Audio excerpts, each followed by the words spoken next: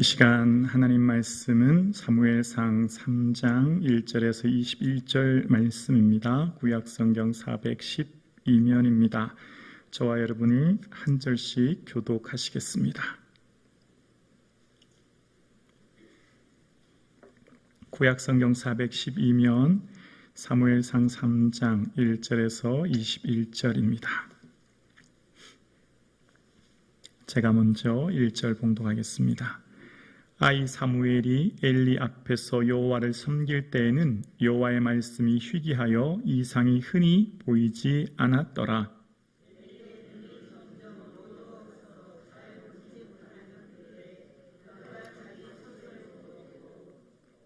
하나님의 등불은 아직 꺼지지 아니하였으며 이스라엘은 하나님의 궤에 있는 사무엘은 하나님의 궤에 있는 여호와의 전 안에 누웠더니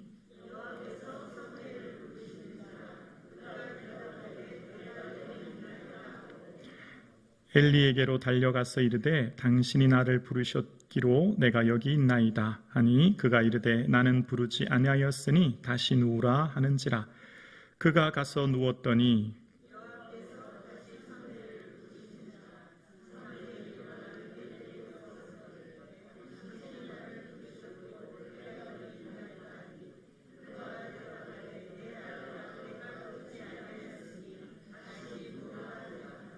사무엘이 아직 여호와를 알지 못하고 여호와의 말씀도 아직 그에게 나타나지 아니한 때라.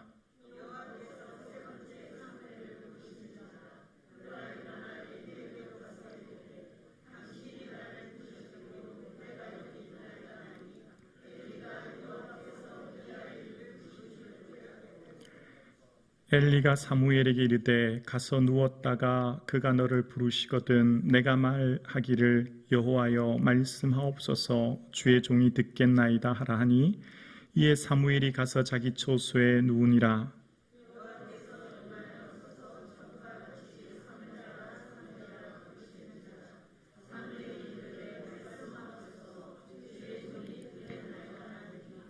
여호와께서 사무엘에게 이르시되 보라 내가 이스라엘 중에 한 일을 행하리니 그것을 듣는 자마다 두 귀가 울리리라.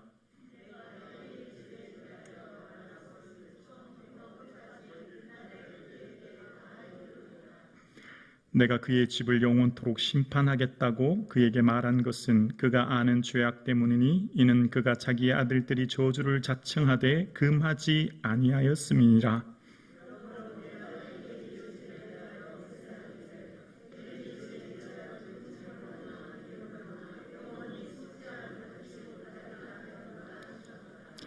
사무엘이 아침까지 누웠다가 여호와의 집의 문을 열었으나 그 이상을 엘리에게 알게 하기를 두려워하더니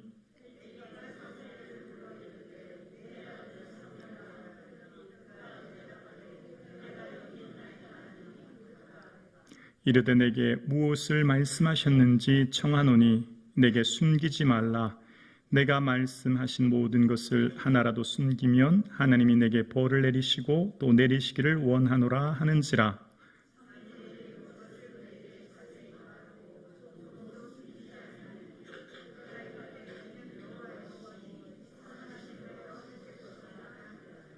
사무엘이 자라매 여호와께서 그와 함께 계셔서 그의 말이 하나도 땅에 떨어지지 않게 하시니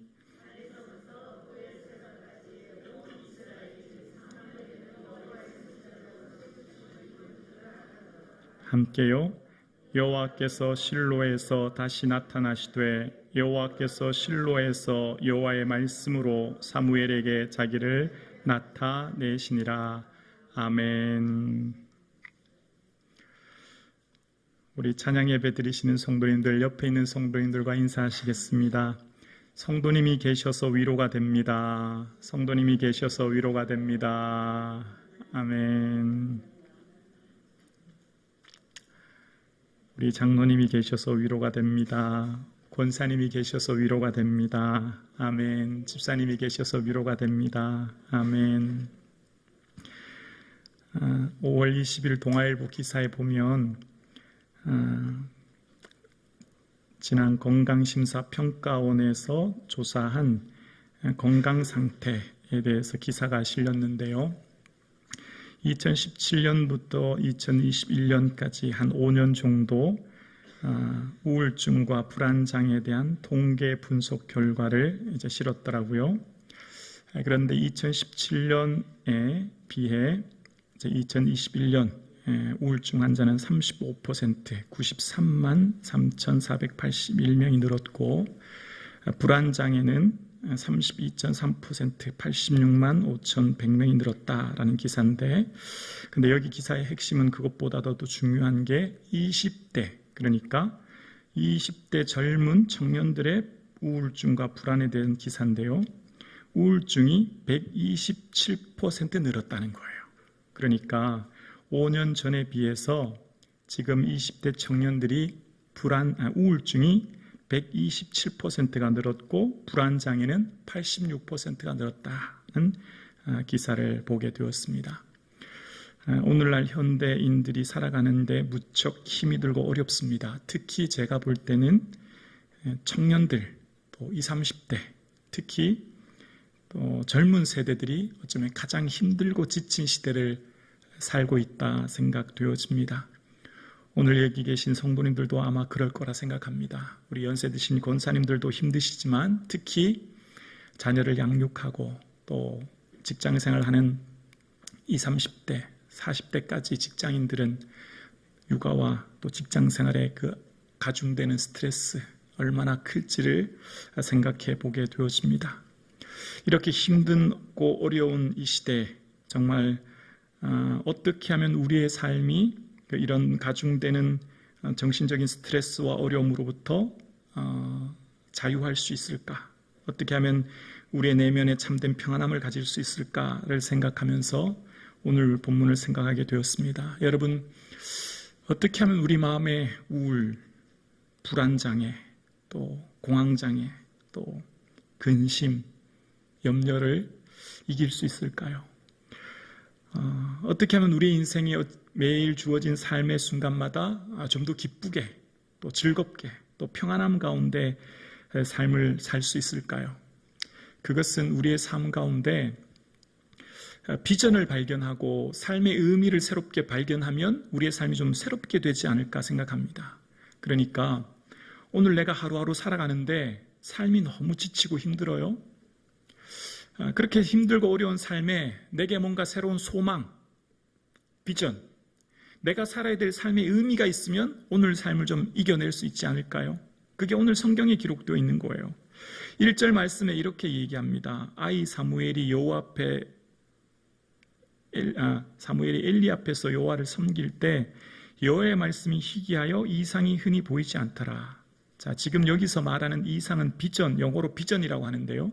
비전이 보이지 않은 시대가 이 시대였다는 거예요. 엘리 제사장이 살고 있는 시대. 왜 비전이 안 보였느냐?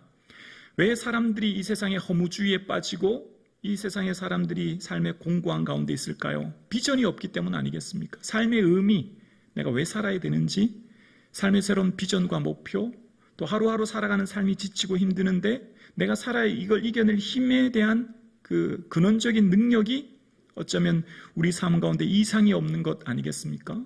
그렇다면 그 이상은 왜 우리에게 보이지 않을까요? 말씀이 희귀하기 때문이라는 거예요. 말씀이 희귀하여. 말씀이 드물다는 거예요.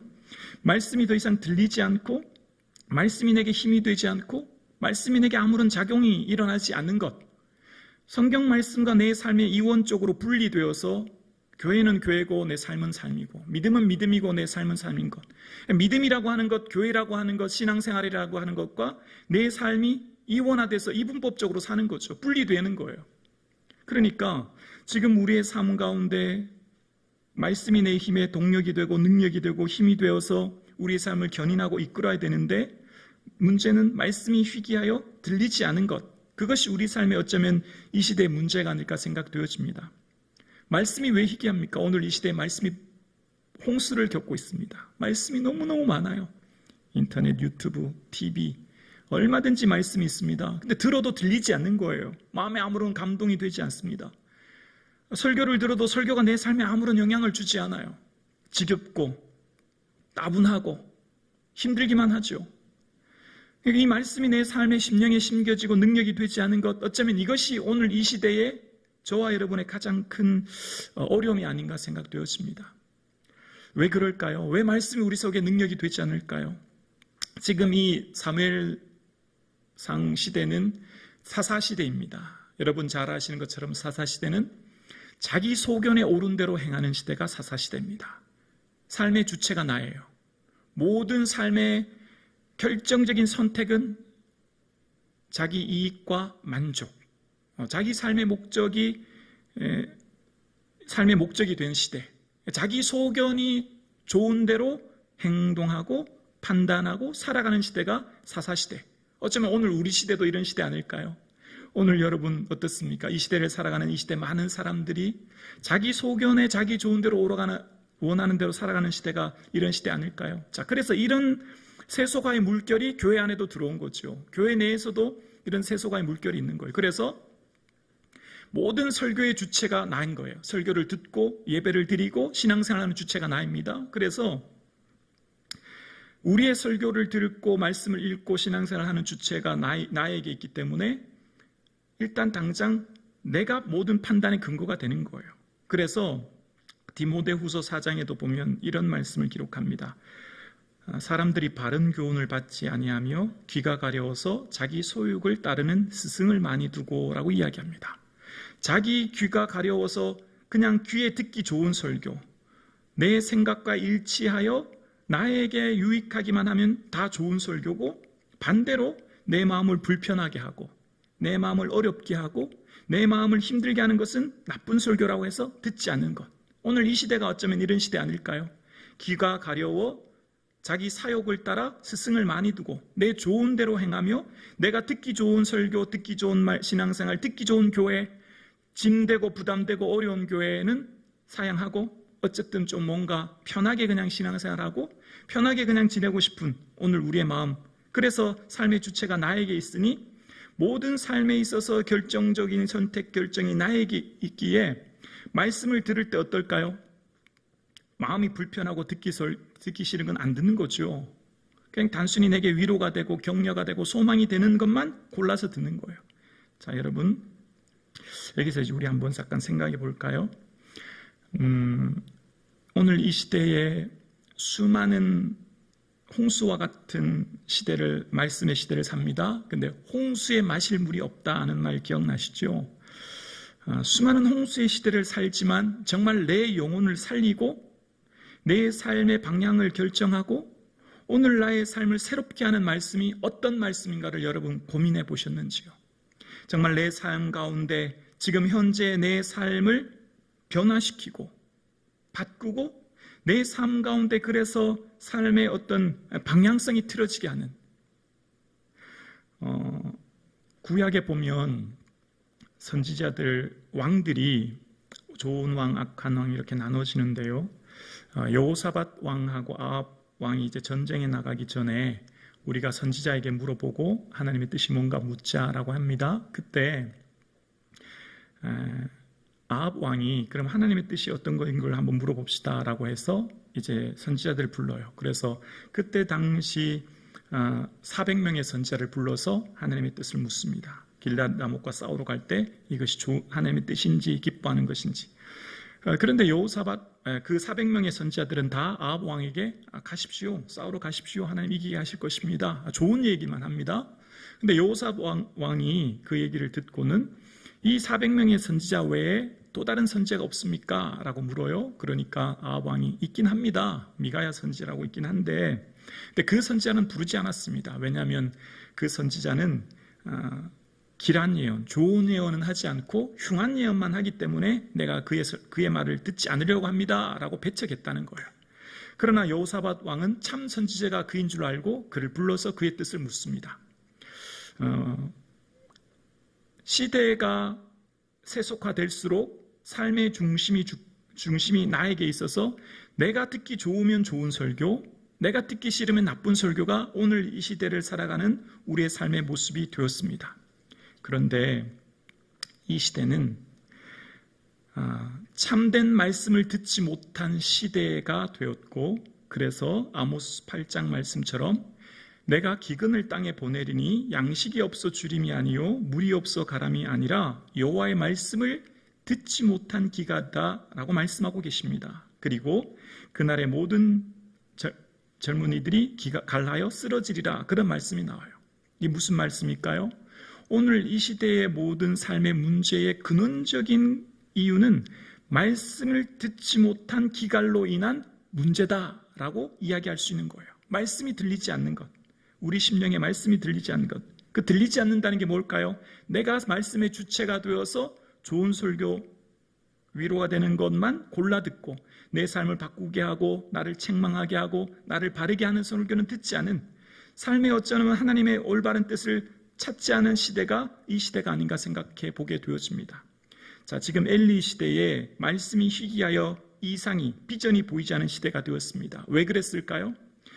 엘리가 있는 이 시대, 엘리가 다스리고 있는 이 시대는 자기 아들들을 나보다 더 중히 여긴다는 사무엘상 22장 29절 말씀처럼 엘리의 두 아들 홈리와 비느하스가 잘못해요. 잘못해서 지금 여호와께 드리기 전에 자신들이 제사 음식을 취하거나 회막에 봉사하는 여인들과 아주 안 좋은 행동을 합니다.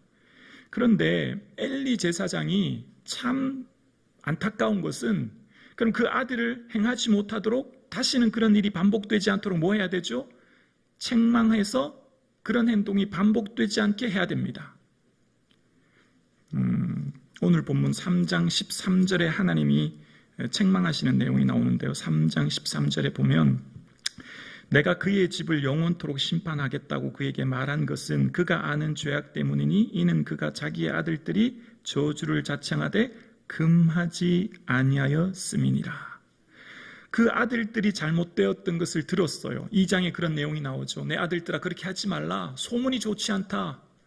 소문이 좋지 않다. 그렇게 하지 말라까지만 하고 더 이상 금하지 않아요. 여러분, 그래서 하나님이 그 아들들을 나보다 더 중히 여긴다 말씀하시고 책망하시는 내용이 나와요.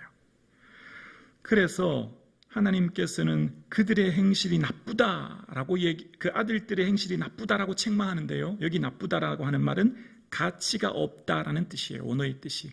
자녀들은 더 이상 가치 없는 자녀들이 되었다는 거예요.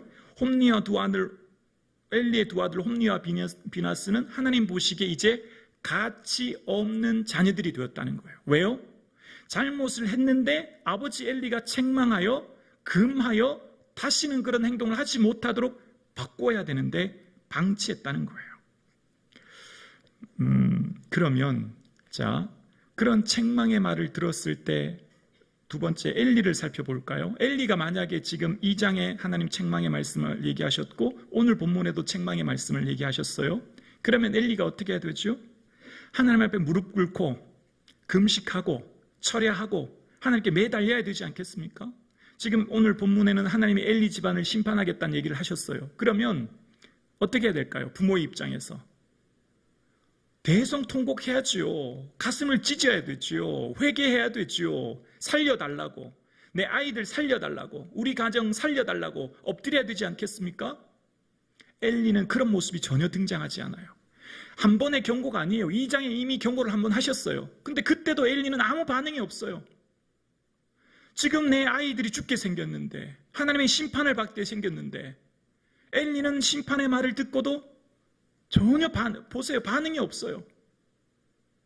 하나님 앞에 가슴 찢고 회개하고 돌이키고 그 아들 대신 나를 죽여달라고 하든지 아니 나를 책망하게 해달라고 하든지 내가 하나님 앞에 회개하며 금식해야 되는데 그런 모습이 등장하지 않아요. 여기에 엘리 제사장의 매우 안타까운 모습을 발견하게 됩니다. 그러니 하나님은 더 이상 말씀하지 않는 거예요. 말씀이 희귀한 시대가 된 거예요. 그러니 그 시대 많은 사람들은 이상을, 하나님의 거룩한 비전을 보지 못합니다. 그래서 각자 자기 소견에 옳은 대로 행하는 그런 시대를 살게 되었어요. 성북중앙교회 담임 목사로 성도님들을 섬겨요. 매주일마다 성도님들의 눈빛, 말투, 행동, 예배의 자세 모든 걸 다 살펴요. 혹 어떤 성도님들 시험 들지 않았나, 어떤 성도님들 상처받지 않았나, 어떤 성도님은 어렵지 않은가, 신앙생활을 하는데 성도님들끼리 문제는 없나 늘 성도님들 살피게 돼요. 성도님들 일거수일투정이 다 신경이 쓰여요.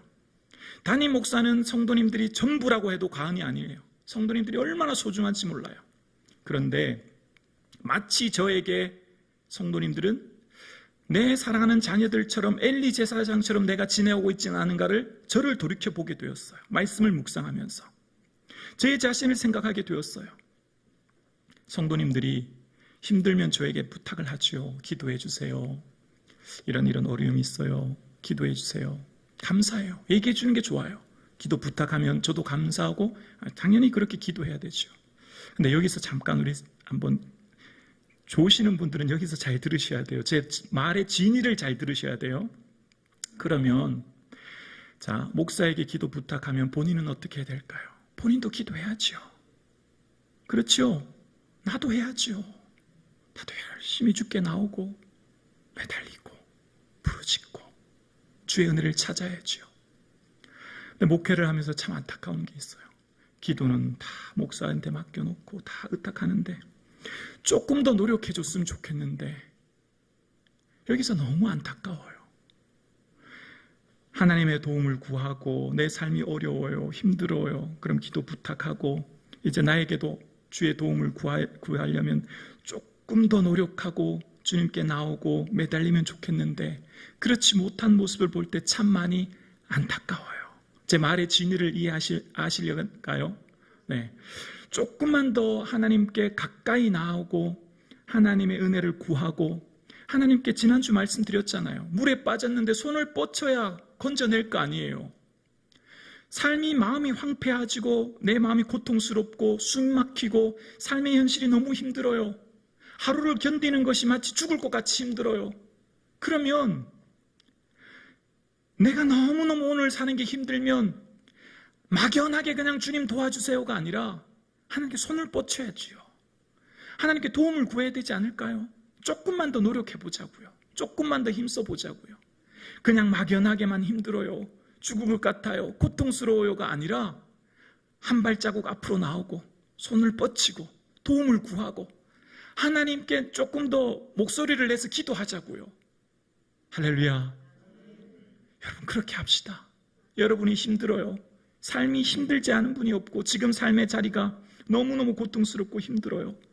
그러면 같이 주께 매달립시다. 같이 주님께 나옵시다. 한 번이라도 더 주님 전에 엎드리고 기도하고 말씀을 펼치고 삶의 습관을 조금이라도 좀 바꿔보자고요. 여러분이 얼마나 힘든지 하나님 잘 알고 계셔요. 그럼 우리도 하나님 말씀 따라 내 삶의 모습을 바꾸고 주님의 은혜를 구하고 하나님께 나아가는 저와 여러분 되실 수 있기를 주의 이름으로 축원합니다. 여러분 지금 2절 말씀 한번 보실래요? 2절에 보면 엘리의 모습이 등장해요. 너무 안타까워요. 2절 함께요. 엘리의 눈이 점점 어두워 가서 잘 보지 못하는 그때 그는 자기 초소에 누웠고 3절이요. 하나님의 등불은 아직 꺼지지 아니하였으며 사무엘은 여호와의 궤에 있는 여호와의 전 안에 누웠더니 하나님의 궤에 있는 여호와의 전 안에 누웠더니 사무엘은 어디 있어요? 여호와의 전에. 엘리는 어디 있어요? 자기 처소에. 엘리의 모습을 보면 자기의 처소에 누워 있거나 길 옆 자기 의자에 앉아 있거나 이런 모습만 계속 등장하고 성전에 누워 있고 성전에 있는 것은 늘 사무엘이에요. 그 심리학자 김경일 교수의 글을 봤더니 이런 내용이 있더라고요. 심리학자들 간에 3분의 법칙이라는 말이 있대요. 3분의 법칙.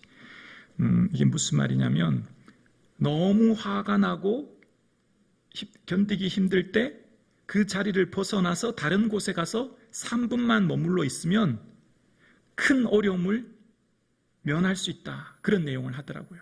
지금 누군가의 갈등이 생겨서 사무실에서 집에서 너무 힘든 갈등의 문제가 생겼을 때는 거기 계속 있지 말고 그 자리를 벗어나서 사무실을 나가든지 집 공간에서 잠깐 나가 있든지 그래서 3분만 지나서 생각하면 큰 갈등의 어려움을 바꿀 수 있다. 그런 내용이에요. 왜냐하면 심리학자들이 얘기할 때 사람의 생각은 어디 있느냐가 매우 중요하다는 거예요. 장소가 생각을 결정한다는 거예요. 장소가.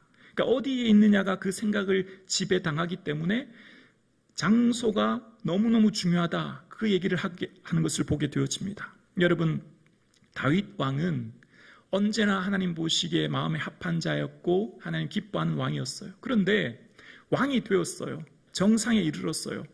왕이 되었는데 그 다음에 전쟁이 일어나요. 랍바와 암몬과의 전쟁이 일어나요. 그러면 다윗 왕은 전쟁이 일어났으니 전쟁에 참여는 하지 못해도 깨어있어 기도하거나 그 전쟁의 상황을 예의주시하고 있어야 되는데 그는 예루살렘 성에 머물러 있으면서 저녁에 일어났다, 그런 내용이 나와요. 무슨 말일까요? 낮잠 잤다는 얘기죠. 길게 낮잠 자고 저녁에 일어났어요.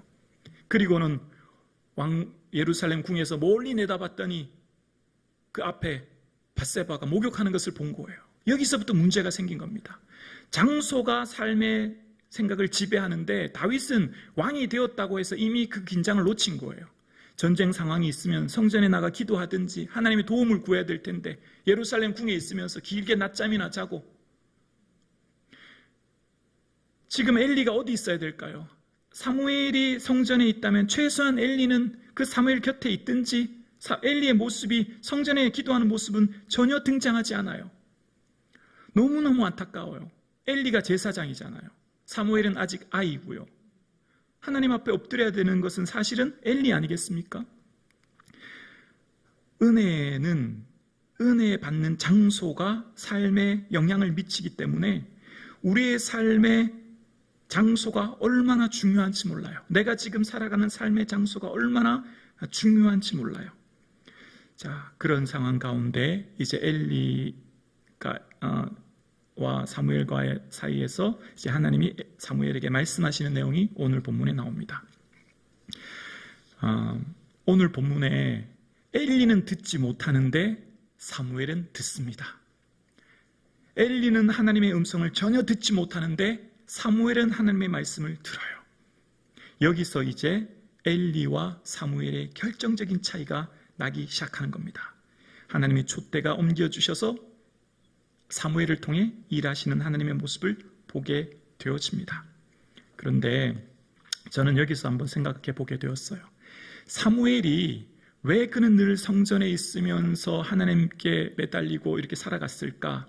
저는 사무엘의 신앙의 배후와 배경, 기초는 어머니 한나였다 생각해요. 저는 한나가 사무엘에게 이 앞절에도 나오지요. 늘 옷을 지어서 새로운 세마포 옷을 지어서 갖다 주지 않습니까? 아이가 자라니까 옷 크기를 맞춰줘야 되지 않습니까? 근데 한나는 성전에 자주 만나지 못하고 늘 성전에 있는 아이 사무엘에게 이런 얘기를 했다고 생각해요. 이건 제 생각이에요. 사무엘 잘 들어라. 너는 애초에 태어날 수 없는 아이였다. 너는 애초에 이 세상에 나올 수 없는 아들이 너였다. 너는 이 세상에 존재할 수 없는 자가 너였어. 그러나 나 또한 아이를 낳을 수 없는 여인이었고 나 또한 나의 인생에 절대적으로 아이를 낳을 수 없는 불가능한 삶이었지만 그런 상황 가운데 나는 하나님 앞에 기도했다. 하나님 앞에 엎드렸다. 하나님께 울부짖었다. 하나님께 간구했더니 하나님은 내 기도를 들어주셨고 태어난 아이가 너야. 너는 하나님께서 주신 선물이야. 너를 통해 하나님께서 일하실 거야 라는 간증을 사무엘에게 매일매일 했다고 생각해요. 늘 실로의 성전에 올라갈 때마다, 그는 라마에서 실로에 갈 때마다 이 간증을 했다고 생각해요. 그러니까 사무엘은 어머니 한나의 간증을 매일매일 들은 거예요. 매번 기억하는 거예요. 아, 그렇구나. 하나님은 살아계시는구나. 불가능한 가운데 가능케 하시는 분이 하나님이시구나. 나는 애초에 이 땅에 태어날 수 없었는데 어머니의 기도로 내가 오늘도 사는구나. 내가 오늘 이곳에 태어난 것도 하나님의 은혜이구나 기억한 거죠. 한나에게 있는 하나님을 향한 간증이 사무엘에게 전수된 거예요. 하나님을 아는 지식, 하나님을 아는 추상적인 기억, 아니요, 간증이에요. 간증. 간증이 사무엘에게 유산으로 물려준 것이에요. 그러니 사무엘의 삶은 어머니 한나를 보면서 그 간증 있는 삶을 살게 되었고 하나님 살아계심을 그는 삶으로, 어머니의 간증으로 깨닫게 되었고 드디어 사무엘도 간증 있는 삶을 살아요. 어떻게 해요? 하나님 음성을 듣게 되는 것입니다. 사무엘의 인생을 좌지우지 못하는 어떤 어려움과 고난도 이길 수 있는 힘이 오늘 여기서 나오는 거예요. 사무엘상 3장에 하나님의 음성을 들었으니 이제 사무엘의 삶의 인생은 흔들 자가 없는 거예요. 하나님 살아계심이 확실하며 그의 인생은 어떤 문제가 와도 어떤 풍파와 고난도 이길 수 있는 힘을 얻게 되었고, 이제 그의 인생을 통해 하나님 일하시게 된 거죠. 오늘 찬양 예배 드리시는 사랑하는 성도님, 내가 나에 대해 간증 있는 삶을 살게 하여 주옵소서. 이것이 우리의 기도 제목 되기를 주의 이름으로 축원합니다. 아버지가 사업이 힘들고 어려운데 그럼에도 불구하고 내가 불철주야 주님께 엎드리고 드릴 수 없는 11조를 드리고 드릴 수 없는 예배를 드리고 시간을 드리고 삶을 드리고 물질을 구별하여 드리고 하나님과 함께 매달렸더니 주의 은혜 주시더라. 엄마가 인생이 너무나 지치고 힘들고 어려운데 주의 전에 엎드리고 기도했더니 하나님 세미한 음성 들려주시더라. 걱정하지 마라. 내가 너희들 가장 책임지겠다 말씀해 주신 나는 그 세미한 음성을 듣고 그 힘든 시기를 지냈다. 너도 기도해라. 너 힘들지? 너 인생에 공허하지? 불안하지? 우울하지? 주님께 매달려라. 반드시 너에게도 응답해 주실 거야. 할렐루야. 간증이 자녀를 살리는 거예요. 간증이. 우리 자녀들을 어떻게 지키실래요? 이 시대가 얼마나 힘들고 어렵습니까? 수많은 세속화의 물결과 우리가 그 자녀들의 생각과 마음을 어떻게 지킬 수 있나요? 우리의 삶이 하나님 앞에 매달림으로 내 인생이 먼저 간증 있는 삶 되기를 주의 이름으로 축원합니다. 오늘 사랑하는 성북중앙 가족 여러분, 주께 매달립시다. 지금까지 내 인생에 간증이 없었다면 이제부터 하나님 내 인생에 간증 있는 삶을 살게 해달라고, 간증 있는 삶을 자녀들에게 유산으로 물려줄 수 있도록 해달라고 기도할 수 있기를 주의 이름으로 축원합니다. 내가 만난 하나님을 내 아들에게 소개시켜줘야지요. 내가 경험한 하나님을 내 자녀에게 소개시켜줘야지요.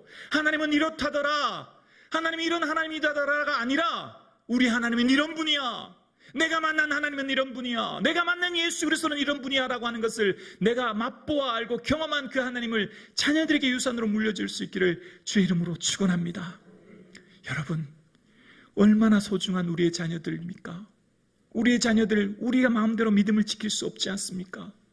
그 자녀들에게 살아계신 하나님을 만난 경험이 있길, 유산으로 물려줄 수 있기를 주의 이름으로 축원합니다.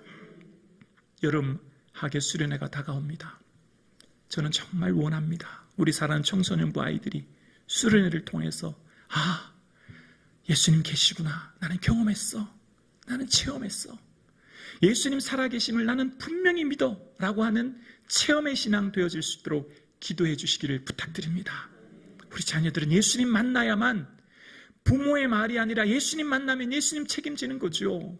예수님이 그 인생 이끌어가는 거예요. 청년들도 마찬가지입니다. 청년들도 수련회를 통하여서 하나님 앞에 엎드리고 기도함으로 성령의 충만한 권능과 임재한 가운데 오순절날 임했던 그 성령의 능력이 임재해 주셔서 체험적인 신앙, 믿음 되어서 우리들의 자녀들의 인생이 바뀌어지는 역사가 있기를 주의 이름으로 축원합니다. 기도드리겠습니다.